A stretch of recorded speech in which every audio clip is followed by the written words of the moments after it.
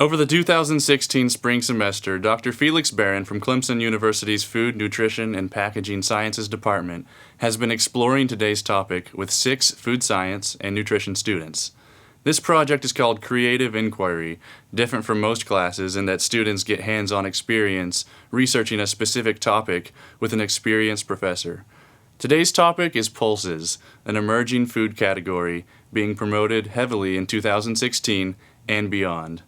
So what are pulses? Pulses are also known as legumes. Pulse is a term for the edible seeds of legumes, which include dried peas, dried beans, lentils, and chickpeas. Pulses do not include fresh green beans or peas because they do not contain a pod. Soybeans and peanuts are also edible seeds of potted plants, but differ from pulses because they have a much higher fat content, whereas pulses contain virtually no fat. Which countries import and export the most pulses?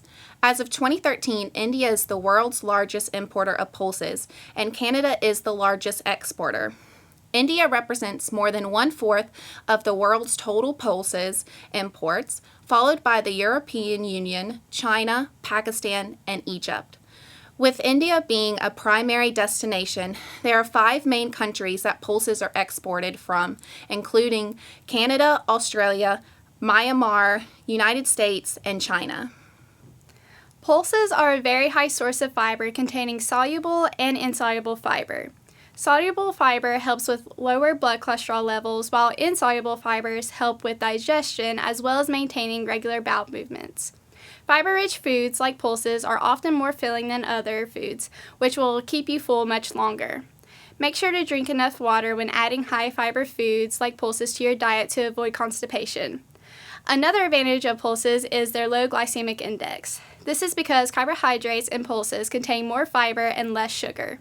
This is good for diabetics who need to prevent blood sugar levels from rising quickly after a meal or snack. How many pulses should I eat? Canada's Food Guide recommends eating beans, lentils, and peas often as an alternative to meat. 1 serving of pulses equals 3/4 cups, which is about the size of a tennis ball. Pulses can be eaten every day. If you do not eat pulses often, start adding them to your diet gradually.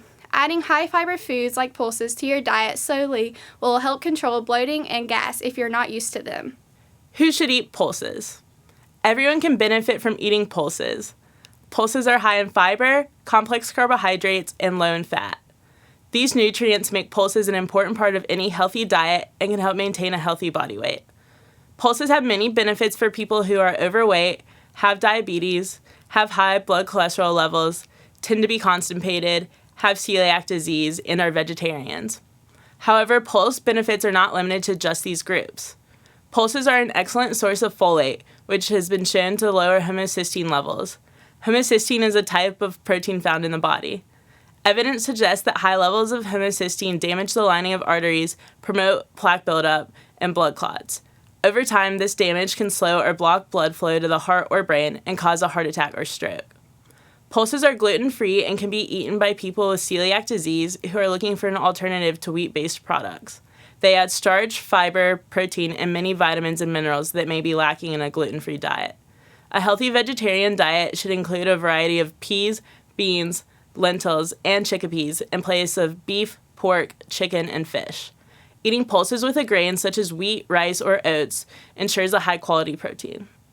In 2013, the United Nations declared that 2016 will be the International Year of Pulses, or IYP. The hope of the IYP 2016 is to position pulses as a primary source of protein and other essential nutrients. It will also promote broad discussion and cooperation at the national, regional, and global levels to increase awareness and understanding of the challenges faced by pulse farmers, be they large-scale farms or small landholders. The Global Pulse Confederation and its IYP 2016 partners have identified a series of thematic areas that will be the focus for activities during the 2016 International Year of Pulses. These areas represent the key issues where new and increased efforts could help make a difference in promoting sustainable agriculture and livelihoods, as well as healthy diets, through increased production, trade, and consumption of pulses. The IYP 2016 activities will be built around 4 thematic areas.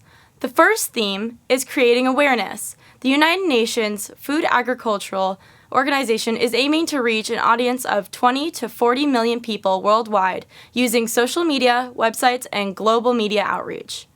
The second theme is food security, nutrition, and innovation. But in what ways? First, 20 governments have committed to including pulses as part of their food security policies. Secondly, 100 research projects have been launched to present the ability of pulses to combat nutrition and health issues. And thirdly, 100 additional research projects will explore functional and nutritional properties for food product advancement. The third theme is market access and stability. The IYP 2016 will be used to open a dialogue between nations and the regularity of trade.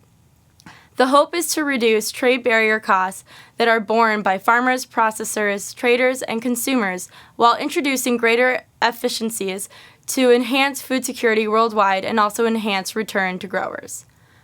The fourth theme is productivity and environmental sustainability.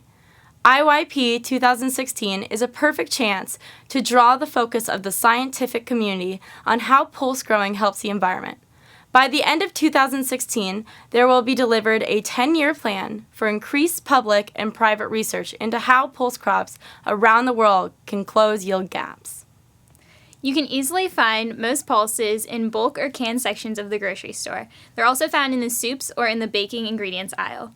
When buying dry pulses, look for brightly colored seeds, uniform size, and smooth skins without chips or shriveled seed coats. Dried pulses will keep for years if stored in tightly covered containers in cool, dark, dry places. However, it is best to use pulses within 1 year of purchasing. The longer a pulse is stored, the drier it becomes, which increases the cooking time. Canned pulses are ready to use, thus very convenient for those with busy schedules and not much time to prepare meals. Always rinse and drain canned pulses before using. Canned pulses also store well in cool, dry places and may be stored for up to 1 year. Soaking tips and methods. Be sure to check all dry pulses for shriveled or broken skins before rinsing or soaking. You may also come across the occasional pebble or twig. Remove any of these before rinsing or soaking. Dry beans, whole peas, and chickpeas must be thoroughly soaked because their skins do not readily absorb water. Dry lentils and split peas do not need to be soaked. Simply rinse them before cooking. For every 1 cup of pulses, soak with 3 cups of water. Whole peas can be soaked for about 1 to 2 hours. Beans and whole chickpeas require longer soaking than whole peas, a minimum of 4 hours, or preferably soak them for 8 hours or overnight. Always discard the soaking water by putting pulses into a strainer and rinsing them well. This washes away the carbohydrates and the sugars that are known to cause gas. What about tips for cooking pulses? Always make sure your saucepan is big enough because pulses double or triple in size during cooking. To prevent foaming, add 1 teaspoon or 5 milliliters of oil to the cooking water. Seasonings like garlic, onion, or herbs can be added while cooking pulses. Always cook pulses slowly, since cooking them too quickly can break the seed coats. The intent is to cook pulses until they are tender. To achieve optimal cooking, pulses can be tested as they near the prescribed cooking time. Tomatoes, vinegar, or other acidic ingredients should be avoided until pulses are tender. Acids slow the cooking process. Beans naturally have a toxic compound in them called phytohemagglutinin, which is destroyed by adequate cooking. For slow cooker recipes, pre-soaked beans should be boiled for 10 to 12 minutes in fresh water before adding to the crock pot. Cooked pulses can be stored in the freezer for up to 6 months. Separate cooked pulses into 1 or 2 cup portions and freeze in freezer bags or small containers. Cooking a big batch of pulses to freeze will save you time on delicious meals like soups, casseroles, or other favorite dishes.